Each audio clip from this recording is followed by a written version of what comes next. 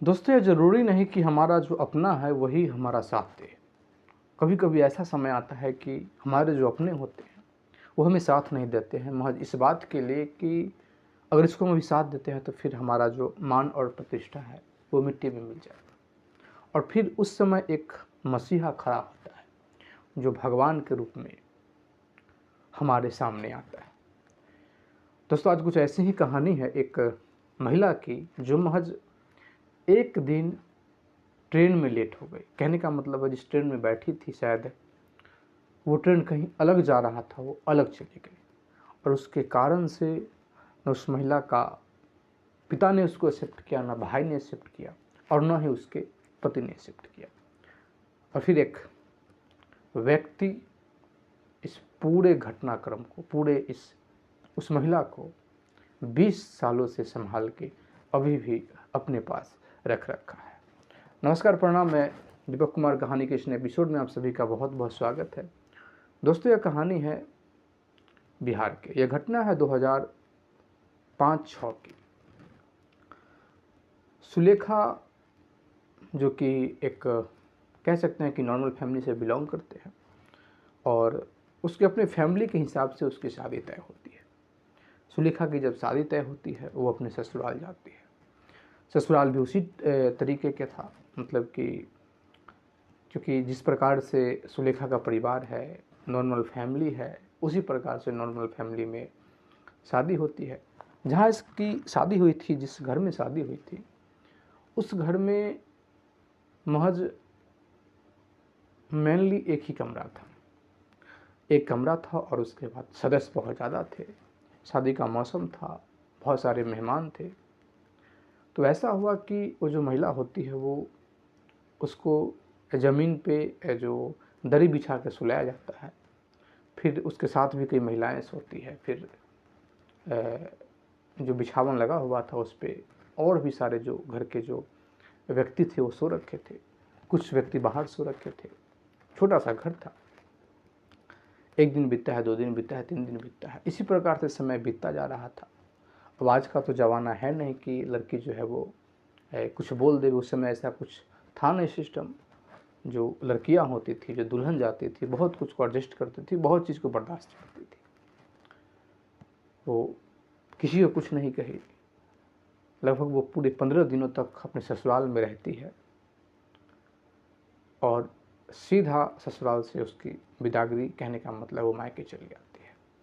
जब वो मायके चली जाती है तो फिर उसकी जो सुलेखा की जो सहेली है उससे पूछती है कि कैसा रहा वहाँ का जीवन, किस प्रकार से रही। पहले तो कुछ नहीं बताती है, अंतोगत्वा एक सहेली को उसने पूरा वाकया बता दिया कि शादी क्या होता है, सुहागरात क्या होती है, हमको तो कुछ पता ही नहीं चला। पति किसको बोलते हैं, बस जिस प्रकार से यहाँ था उस प्रकार से वहाँ। क्योंकि कोई भी लड़की की शादी होती है या लड़का का शादी होता है तो बहुत प्रकार के उसके अंदर में अरमान होता है।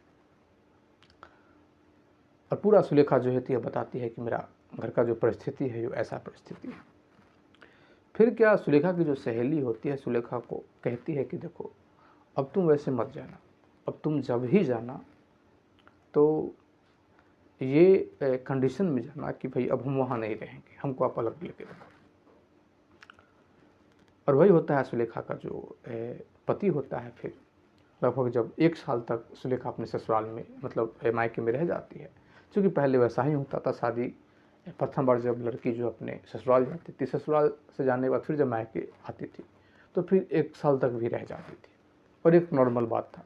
अभी तो 1-2 महीना रहती है, इसमें ही लोगों को लगता है कि इसका जो पति है इसको छोड़ दिया या फिर नहीं आ रहा है। लेकिन 20 साल पहले लगभग वैसा ही कंडीशन था। अब क्या होता है कि जब 1 साल लगभग पूरता है तो सुलेखा का जो पति है वो अपने ससुराल जाता है। ससुराल जाता है कि हमको अब बिदागरी करवाना है, अपनी पत्नी को घर ले जाना है जिसको दुरागमन बोलते हैं। मतलब कि दूसरी बार जो दुल्हन जो होती है अपने ससुराल आती है।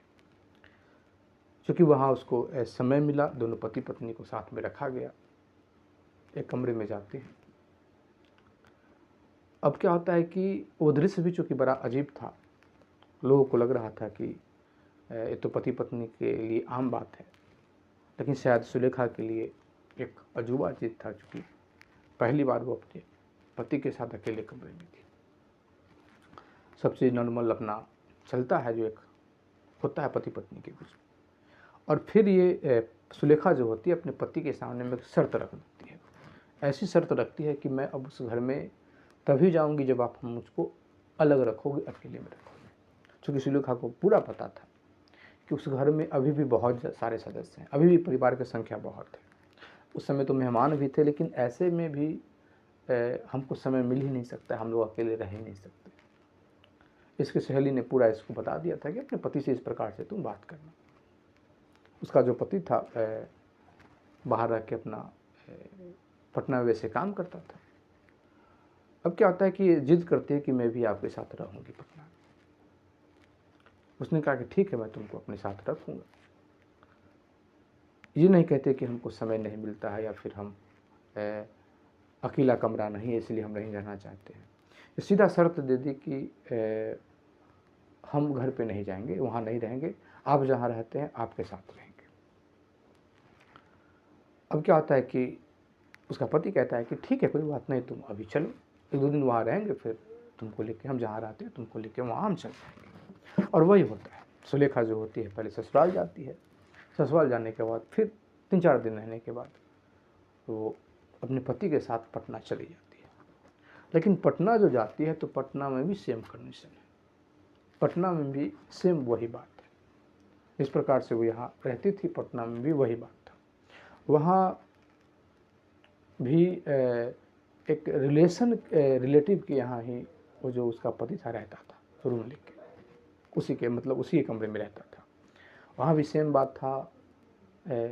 इसके साथ 2 और महिला रहती थी, सुलेखा के साथ रहने लगी एक कमरे में। बात तो फिर वही हो गया, मतलब कहने का मतलब है कि तार से गिरे खजूर पे लटके वाला बात हो गया। फिर करे तो क्या करे। फिर 2-4 दिन, 5 दिन, 10 दिन तक सहती है सब चीज़ को। और सहने के बाद सुलेखा को अब जाके पता चल गया कि इसका जो पति है किसी महिला से प्रत्येक दिन मिलने के लिए जाता है। चूँकि इसको भी समझ में नहीं आ रहा था कि आखिर कोई व्यक्ति इतना अपनी पत्नी से मतलब बेफिक्र क्यों हो सकता है। ऐसा तो हो नहीं सकता है कि कोई व्यक्ति अपनी पत्नी से कोई मतलब ही ना रखे। चूँकि जब उसने डिटेल जानने की कोशिश किया तो उसको पता चल गया। फिर उसने तांडव खड़ा कर दिया, जो भी बोलना होता है वो अपना सुनाने लगती है। भाई किसी लड़की को पता चल जाए कि मेरा पति हमको ध्यान नहीं दे रहा और फिर किसी दूसरे महिला से बात करता है, उसके साथ समय बिताता है, उसके साथ गलत करता है, तो फिर जाहिर सा बात है कि क्या होने वाला है, कितना कुछ होने वाला है। और फिर वही होती है कि फिर झगड़ा लड़ाई करने लगती है, बहुत कुछ बोलने लगती है। और इसका नतीजा यह होता है कि सुलेखा का जो पति है, सुलेखा को वहाँ से लगभग 8:30 रात्रि बज रहा था, वहाँ से निकाल देता है। जैसे ही वो वहाँ से निकालता है, वहाँ से निकलती है, इसके पास पैसे नहीं थे। फिर क्या होता है कि वो पटना जंक्शन पे आती है। पटना जंक्शन पे आती है, चूँकि वो देखती है कि कहाँ जाए कहाँ जाए कहाँ जाए। फिर उसका जहाँ मायके था, उसका जो रेलवे स्टेशन है, उसके बारे में बैठी हुई थी, रो भी रही थी। तो एक जो लड़का होता है कहीं पे जा रहा था, वो जो लड़का होता है कहीं पे जो जा रहा था, तो फिर वो करता क्या है कि चूँकि वो लड़का वैसे बनारस का रहने वाला था, पटना से शायद जा रहा था बनारस, महिला को उधर ही जाना था, उधर की तरफ ही जाना था, लेकिन बीच में शायद उसको बिहटा की तरफ में उतरना था, इसी एरिया।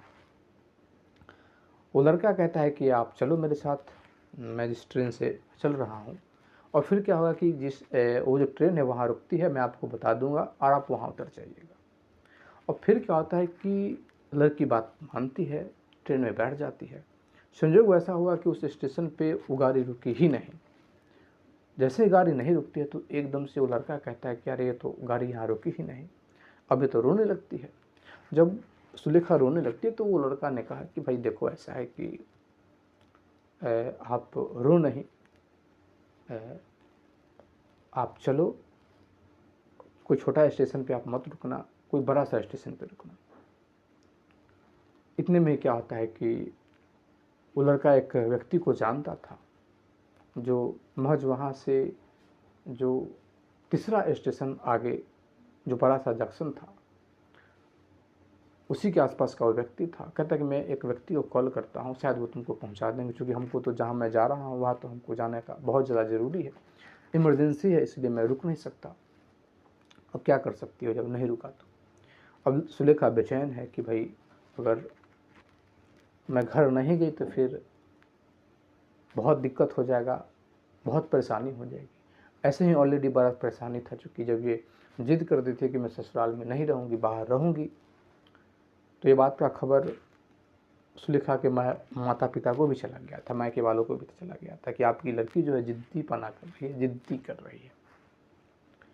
कुछ कहा सुनी भी हो गया था, मायके वाले समझाए भी थे कि ऐसा मत करो, जिद मत करो, उसको कमाने दो, बाहर पैसा कमा रहा है। लेकिन सुलेखा जिद पे अड़ गई थी कि मैं इसी के साथ रहूँगी। अब क्या होता है कि एकदम से सुलेखा जो होती है रो रही है, बिलख रही है, लेकिन इसका बिलख सुनने वाला कौन है। फिर वही होता है, वो जो लड़का था एक व्यक्ति को कॉल करता है, मतलब कि अपने दोस्त को कॉल करता है। वो जो दोस्त होता है वो आता है, और आता है, लड़की वहाँ उतरती है तो फिर वो कहता है कि चूँकि तब तक समय लगभग 12 साढ़े 12 बज गया था रात्रि, फिर करे तो क्या करे। वो व्यक्ति कहता है कि ऐसा है कि आप हमारे साथ चलो घर, और उसके बाद फिर आपको हम, लड़का कुंवारा था, उसका जो दोस्त था वो, कि आप चलो मेरे साथ और फिर मैं आपको पहुंचा दूंगा, आपके घर पहुंचा दूंगा। वही होता है, वो सुलेखा के पास कोई और ऑप्शन नहीं है। वो सुलेखा को अपने घर पे लेके जाता है। घर पे जब लेके जाता है तो परिवार के जो लोग होते हैं तो आम तरीके की बात तो करते ही हैं। वो ऐसा था कि विचार था कि सुबह सुबह उठ के वहाँ से निकल देंगे, क्योंकि परिवार के सारे लोग को पता चल गया था कि ऐसा ऐसा बात है, ये जो लड़की है इसको वहाँ पे पहुँचाना, इसका जो दोस्त है उसने कॉल किया है। लड़की भी सेम बात बताती है, पूरी बात बताती है। फिर एक कल्चर होता है कि भाई कोई भी मेहमान घर पे आए हैं तो उनको बिना कपड़ा दिए विदा नहीं करना है, और इसी चक्कर में सुलेखा कितना भी कहती है, घर के लोग नहीं मानते हैं। और जो जिसके घर पे वो गई थी, जो लड़का ले गया था, उसके जो घर वाले होते हैं कपड़े का बंदोबस्त करते हैं कि तुमको बिना साड़ी दिए तुमको हम जाने ही नहीं देंगे। अब दुकान जो था वो खुलना था लगभग 8-10 बजे, फिर कि भाई बिना खाना खाए तुमको हम नहीं जाने देंगे। अब सुलेखा ज़्यादा विरोध भी नहीं कर पाई कि भाई जब हमको ज़रूरत पड़ा तो इसने हमको संरक्षण दिया। और वो व्यक्ति कहता है कि मैं आपके साथ चल रहा हूँ, वो लड़का कि मैं चल रहा हूँ और फिर तुमको हम वहाँ साथ में चलेंगे, कोई दिक्कत नहीं होगा। वही होता है, कपड़ा उपड़ा जो होता है वो लेती है, नया जो साड़ी जो हो चुकी उसको पहनाया जाता है। सुलेखा वो नया साड़ी जो थी उसको पहन लेती है, फिर ट्रेन पकड़ती है, जहाँ उसका मायके था वहाँ उतरती है। जहाँ उतरती है, और इसी बीच क्या होता है कि वो जो किसी फ़ोन का तो ज़माना नहीं था, लेकिन चूँकि किसी किसी व्यक्ति के पास फ़ोन था, एसटीडी था, तो लोग अपनी बातों को पहुँचा देते थे। इस बीच क्या हुआ था कि जैसे ही ये घर से निकली थी, पटना से निकली थी, वैसे इसका जो पति था ससुराल में कॉल कर दिया था कि यहाँ से वो भाग गई है, निकल गई है, देख लेना पहुँच जाएगी, आप लोग स्टेशन पे चले जाना। और यहाँ इसको घर पहुँचते पहुँचते फिर दोपहर हो जाता है।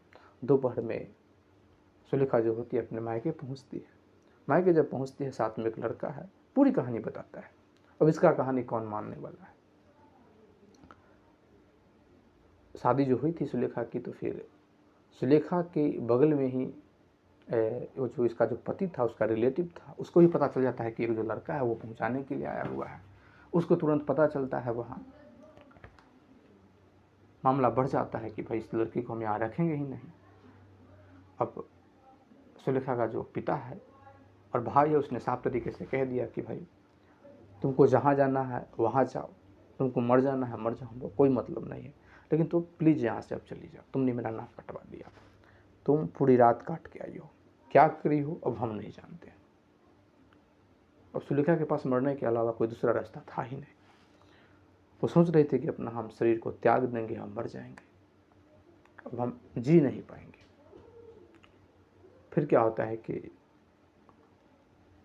वो लौटती है कि भाई कहाँ जाएंगे, क्या करेंगे। वो लड़का कहता है कि अब हम क्या करें, हमारी तो कोई गलती भी नहीं है।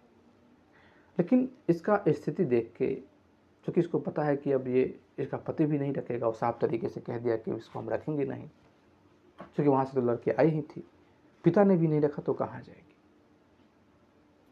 एकदम से वो कहता है कि ठीक है, आप मेरे साथ चलो, मेरे घर पे चलो। सुलेखा कहती है कि घर पे चलेंगे फिर लोग क्या कहेंगे। एक बार तो उनको यह लगा, लेकिन अब रहेंगे तो फिर लोग क्या कहेंगे, आपके विषय में क्या कहेंगे, हमारे बारे में क्या सोचेंगे। फिर वो लड़का एकदम से भावुक हो जाता है और कहता है कि अगर तुमको बुरा ना लगे तो मैं एक बात कहूँ, अगर तुम चाहती हो तो मेरे साथ तुम रह सकती हो, हम तुमसे शादी करने के लिए तैयार हैं। अब जैसे ये बात होती है तो फिर सुलेखा के पास भी कोई और ऑप्शन नहीं था। सुलेखा भी उस लड़के का व्यवहार देख चुकी थी पूरे दिन में, कि उस लड़के को भी भला बुरा इसके माता पिता के द्वारा कहा गया था, लेकिन सब चीज़ चुपचाप सुन रहा था, सबको समझाने का ही प्रयास कर रहा था, लेकिन कोई लोग मानने को तैयार नहीं थे। अब क्या होता है कि दोनों मंदिर में जाते हैं, शादी कर लेते हैं, और शादी करने के बाद सुलेखा अपने मतलब कि अपने उस व्यक्ति के, उस लड़के के साथ जहाँ से वो आई थी, जिसने उसको कपड़ा दिया था, वहाँ चली जाती है। जब वहाँ चली जाती है तो फिर वहाँ जो लोग को जब पता चलता है कि इसने तो शादी कर दिया, पूरा कहानी इसने बताया, तो कहते हैं कि भाई उसने सम्मान इसलिए दिया था कि भाई वो एक मजबूर लड़की थी। लेकिन उन लोग को अब यह कतई बर्दाश्त नहीं था कि हमारा जो लड़का है, हमारा जो बेटा है, वो एक वैसी लड़की से शादी कर ले जिसका पति इसको निकाल चुका है, वैसी लड़की से, मतलब शादीशुदा लड़की से शादी करके। ये तो घोर अपमान की बात है। और उसने भी घर से निकाल दिया। घर से जब उसने निकाल दिया तो फिर इसके पास कोई और ऑप्शन था ही नहीं, करे तो क्या करे। क्योंकि पहले तो घर पे रहता था, तो फिर अपना खाना पीना जो भी अपना गुजारा चलता था। इसके पर कोई ऑप्शन होता नहीं है, एक खुद रहना है, एक महिला को साथ में रहना है। फिर क्या करता है कि जाता है, एक फ्लैट लेता है, बढ़िया से फ्लैट लेता है, पूरा व्यवस्था खरीदता है कुछ लोगों से पैसा उधार करके, और फिर पटना में ठेला चलाना स्टार्ट करता है। और ठेला चला के उस महिला को, मतलब अपनी पत्नी को, सुलेखा को इतना मान और सम्मान देता है, इतना मान और सम्मान, इतना प्रेम देता है कि आज 26 साल हो गया, और 26 साल बाद भी, चूँकि आजकल देखा जाता है कि महिलाएं जो होती है तुरंत अपने पति पर इल्ज़ाम लगा देती है, और आज 26 साल बाद भी इतना ज़माना इतना डेवलप किया, बहुत कुछ जो होता है कि लोग अब को तुरंत पता चल जाता है। इस स्थिति में भी वो जो महिला है वो कह रही है कि ये हमारे लिए भगवान है, और इन्होंने हमें किसी प्रकार का दुख नहीं दिया। हाँ, जो महिलाओं का होता है कि भाई कोई जेवर, कोई गहना, ये इन्होंने नहीं दिला पाया, क्योंकि मजदूरी करके शायद वो संभव नहीं था, लेकिन किसी प्रकार के हमारे जीवन में किसी प्रकार का कोई दिक्कत नहीं है। तो दोस्तों, वैसे ही कभी कभी कुछ ऐसा कहानी बन जाता है कि अपने जो लोग होते हैं मान और प्रतिष्ठा के लिए सहयोग नहीं करते हैं, साथ नहीं देते हैं, और फिर उस बीच कोई वैसा व्यक्ति, अजनबी व्यक्ति खड़ा हो जाता है जो शायद हमारा भाग्य विधाता बन जाता है।